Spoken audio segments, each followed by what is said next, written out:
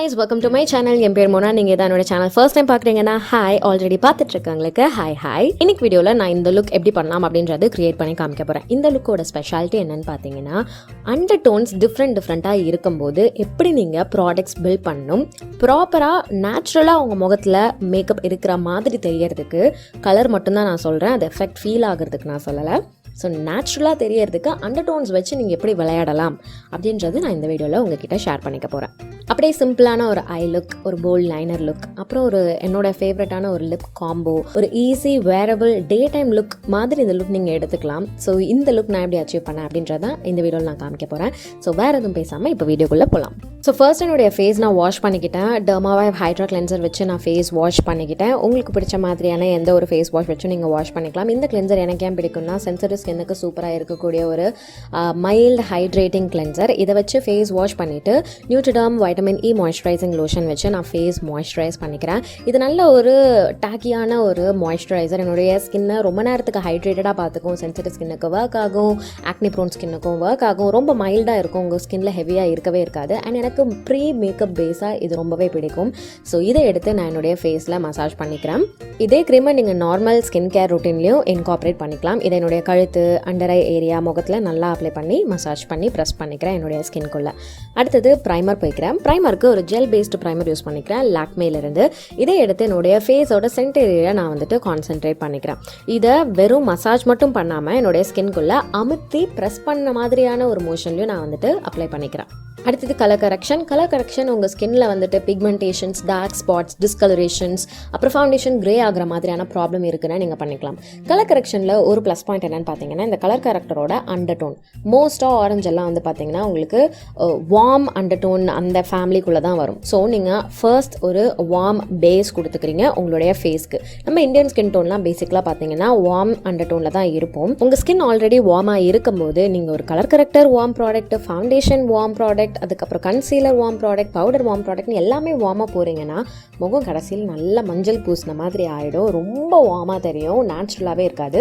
So அந்த மாதிரி ஒரு சுச்சுவேஷன் வராமல் இருக்கிறதுக்கு நீங்கள் எப்படி ப்ராடக்ட்ஸ் வாங்கலாம், இல்லை இருக்கிற ப்ராடக்ட்ஸில் ஒர்க் பண்ணலாம் அப்படின்றது நான் இன்றைக்கி உங்களுக்கு இங்கே காமிக்கிறேன். ஸோ ஒரு வார்ம் பேஸ் நம்ம வந்து உருவாக்கிக்கிட்டோம். அடுத்து ஃபவுண்டேஷனுக்கு நான் இந்த ஒரு ஸ்டிக் ஃபவுண்டேஷன் எடுத்துக்கிறேன். நைக்காவோட டாஃபி சிசில். இது பார்த்தீங்கன்னா நியூட்ரல் டு கூல் அண்டர்டோனில் இருக்கும் என்னுடைய ஸ்கின் டோனுக்கு. ஸோ 3 அண்டர்டோன்ஸ் இருக்குது basically, warm, neutral and cool undertone. So cool அண்டர்டோனாக நீங்கள் போடுறீங்கன்னா கிரேயாக தெரியறதுக்கு சான்சஸ் இருக்குது. வார்மாக போனீங்கன்னா ரொம்ப எல்லோவாக தெரியறதுக்கு சான்ஸ் இருக்குது. ஸோ நீங்கள் வந்துட்டு balanced mix of neutral and warm, இல்லைனா கூல் அண்ட் வார்ம் அண்டர்டோன்ஸ் உங்களுடைய மேக்கப்பில் நீங்கள் யூஸ் பண்ணலாம். ஸோ இன்றைக்கி நான் ஒரு வார்ம் பேஸ் ஃபஸ்ட்டு போட்டேன், அப்புறம் ஒரு நியூட்ரல் பேஸ் போட்டிருக்கேன். அதாவது இந்த ஃபவுண்டேஷன் எனக்கு ஒரு நியூட்ரல் பேஸ், அதை நான் போட்டுக்கிட்டேன். அண்டர்டோன்ஸ்லாம் எப்படி கண்டுபிடிக்கலாம் அப்படின்றது நான் உங்களுக்கு டீட்டெயிலாக எக்ஸ்பிளைன் பண்ணி ஒரு வீடியோவில் போடுறேன். பட் சிம்பிளாக சொல்லணும்னா, வார்ம் அண்டர்டோனில் இருக்கிறதுலாம் எல்லோயிஷ் டென்ட் கொடுக்கும். நியூட்ரல் அண்டர்டோன் வந்துட்டு உங்கள் ஸ்கின்னுக்கு மேட்ச் ஆகிற மாதிரி, அதாவது நீங்கள் வந்து டார்க்கர் ஷேட் எடுக்கிறீங்கன்னா ப்ரௌன் கலரில் இருக்கும், லைட்டர் ஷேட் எடுக்கிறீங்கன்னா பெய்ஜ் கலரில் இருக்கும்.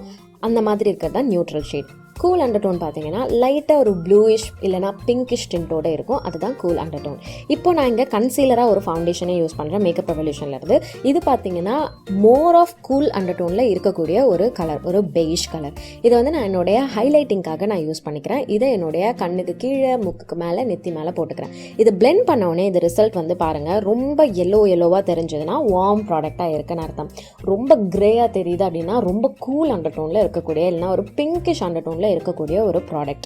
இது பார்த்தீங்கன்னா என்னுடைய ஸ்கின்னுக்கு வந்துட்டு நார்மலாக என்னுடைய ஸ்கின் டோன் என்ன கலரில் இருக்கும், ரொம்ப மஞ்சள் கலர்லையும் இல்லாமல் ரொம்ப ப்ரௌன் கலர்லையும் இல்லாமல் இருக்கிற மாதிரியான ஒரு கலர்.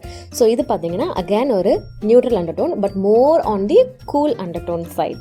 ஸோ இது எல்லாத்தையும் இப்போ பேலன்ஸ் பண்ணுறதுக்கு நம்ம அடுத்து பவுடர் வச்சு செட் பண்ணும்போது ஒரு வார்ம் அண்டர்டோன் பவுடர் வச்சு நீங்கள் பண்ணுறீங்க அப்படின்னா இந்த நியூட்ரல்னஸ், கூல்னஸ் எல்லாமே பேலன்ஸ் ஆகி உங்களுக்கு எண்டில் வந்துட்டு பேலன்ஸ்டான ஒரு ரிசல்ட்டாக கொடுக்கும். அதனால் நான் என்ன பண்ணுறேன்னா, நல்ல ஒரு மஞ்சள் கலர் பவுடர் எடுத்து போட்டுக்கிறேன். இது வந்து மேக்கப் ரெவல்யூஷனோட பனானா பவுடர்னு நினைக்கிறேன். இதை எடுத்து என்னுடைய கண்ணுக்கு கீழே, மூக்குக்கு மேலே எங்கெல்லாம் நான் கன்சீலர் போட்டேனோ அங்கெல்லாம் நான் அப்ளை பண்ணிக்கிறேன். ஸோ பேஸ் பில்ட் பண்ணுறது இவ்வளவு தான். நீங்கள் வந்துட்டு ஏதோ ப்ராப்ளமாக இருக்குது, உங்களுக்கு ஃபுல்லாகவே க்ரேயாக தெரியுதுன்னா நீங்கள் வந்து correct balance of undertones use பண்ணுறது இல்லைன்னு அர்த்தம். எதர் ரொம்ப க்ரேயாக இருக்குனாலோ இல்லைனா ரொம்ப எல்லோவாக இருக்குனாலோ என்ன ஒரு காரணமாக இருக்கும்னா ப்ராப்பர் பேலன்ஸ் ஆஃப் அண்டர்டோன்ஸ் உங்களுடைய பேஸில் இல்லைன்னு அர்த்தம். ஸோ நீங்கள் டிஃப்ரெண்ட் ப்ராடக்ட்ஸ் யூஸ் பண்ணும்போது தான் இந்த அண்டர்டோன்ஸோட கான்செப்ட் வந்து உங்களுக்கு கிளியராக புரியும். நான் உங்களுக்கு அதை வந்துட்டு கிளியராக வேறு ஒரு வீடியோவில் நான் உங்களுக்கு எக்ஸ்பிளைன் பண்ணுறேன் கண்டிப்பாக. இன்றைக்கி நான் சொன்ன மாதிரி நீங்கள் வந்துட்டு டிஃப்ரெண்ட் அண்டர்டோன்ஸ் வந்துட்டு சாண்ட்விச் பண்ணுறீங்க உங்கள் முகத்தில். இதுதான் நீங்கள் பேஸ்க்கு வச்சு போகிறீங்க. இப்போ நம்ம ஐஸ் அண்ட் ஐப்ரோஸ் அண்ட் முகம் மேக்கப் மீதி எல்லாத்தையும் முடிச்சிருவோம். ஐப்ரோஸ்க்கு என்னுடைய ஸ்விஸ் பியூட்டி ஐப்ரோ கிட் எடுத்துக்கிறேன். அதை எடுத்து என்னுடைய ஐப்ரோஸ் நான் யூஸ்வலாக ஃபில் பண்ணுற மாதிரி பண்ணிக்கிறேன். அடுத்து அந்த எக்ஸஸ் பவுடர் எல்லாத்தையும் நான் வந்துட்டு ஸ்ப்ரெட் அவுட் பண்ணிக்கிறேன், ரிமூவ் பண்ணிக்கிறேன். எங்கெல்லாம் தேவையோ அங்கெல்லாம் ப்ரெஸ் பண்ணி செட் பண்ணிக்கிறேன். ஏன்னா ரொம்ப நேரம் வச்சுருந்தாலும் ஒரு மாதிரி கீக்கி ஆகிற மாதிரி ஆகிடும். ஸோ அதை பார்த்துக்கிட்டு என்ன பவுடர் யூஸ் பண்ணுறீங்க, உங்கள் ஸ்கின் டைப் என்ன அப்படின்றத பார்த்துட்டு நீங்கள் வந்துட்டு ரொம்ப நேரம் வைக்கலாமா சீக்கிரமாக எடுக்கலாமான்றது டிசைட் பண்ணிக்கோங்க.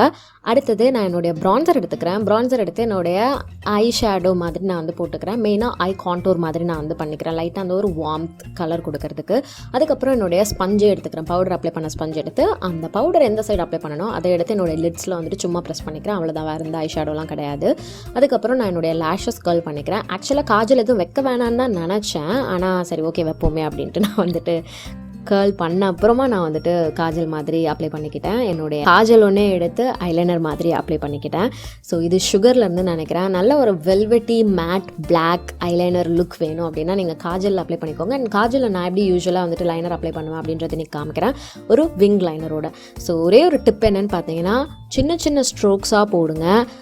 ஸ்கின்னை வந்துட்டு பிடிச்சி இழுக்காதீங்க. அது அந்தளவுக்கு ஒர்க் அவுட் ஆகாது, அந்த உங்கள் ஸ்கின்னுக்கு நல்லதும் கிடையாது.